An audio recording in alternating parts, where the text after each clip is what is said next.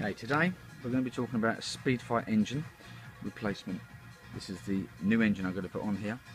This is a good engine, the wiring, and here's the bike we're going to be replacing it with. Now, I'll be honest with you, it really is easy. Very few tools, 14, 13mm, 16mm, star-shaped top screwdrivers, spanner, very little. Start, not particular order, but take off the brake, take off the shock. This engine's ready to basically come off now. And obviously you've got this bit of framework here. I'll take this one out and not that one, loosen it, but take this bolt out here. 16mm this is here, so it's ready to come out. Carburetor off. While your carburetor, pop it in a nice little cup holder already there for you. Here's a mention about this little plug I mentioned in another video. That's for water cooled engines. If you're not got water cooled, it sits there, it does nothing else. CDI unit, this is non-immobilised. Okay, put HTV somewhere safe. Petrol tank, take it off. It's only a couple of pipes leading for the air and the petrol. Dump it there. Belly pan, back, rear. Open it out. I always say this in my videos.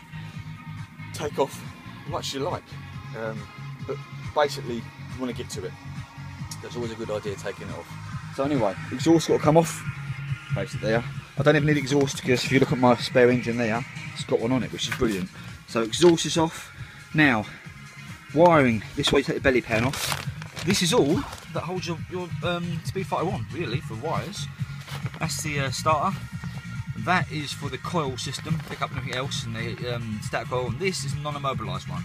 Now, if you take it off here, and you see that you've only got them wires, another extra one there, you know it's immobilised. This is a non-immobilised. Hence, this should be really easy. And on the other engine, now, Speedfights do several little engines. Obviously, what year you get, the later they are, they have electronic fuel, oil, sorry, not fuel. This is an oil pump here, this is an electronic one. So there's none of this gump here you see on some of them that is normally there. And it can work on accelerator, there's another cable there, or a round one that pumps. This is electronic, which is easy, and that's electronic, which makes my life a lot easier, if I'm honest with you. So, realistically, it is so much easier to take an engine off than it is to fix one. Always put your battery on charge. You know, I've always say this one. It does come in handy while, you know, it's charging while you're working. I say very minimal tools. You do need a lot more tools with bikes, but it doesn't hurt having a nice easy job. So this is literally ready to come off now. When that engine bolt comes out, that is it. This engine's away. So you remember, you've done your shock, your brake, you took your exhaust off, you disconnected your wires, you've stopped your petrol, you've opened the area up. Okay, nice and easy. Double check there's nothing else keeping this on, because when you take that bolt out here, this engine will just drop, okay? And the bike's nice and light.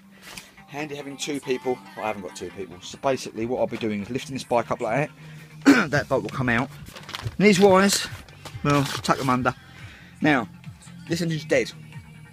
But bike's never really dead. If you look at this, you've got starter motor down there.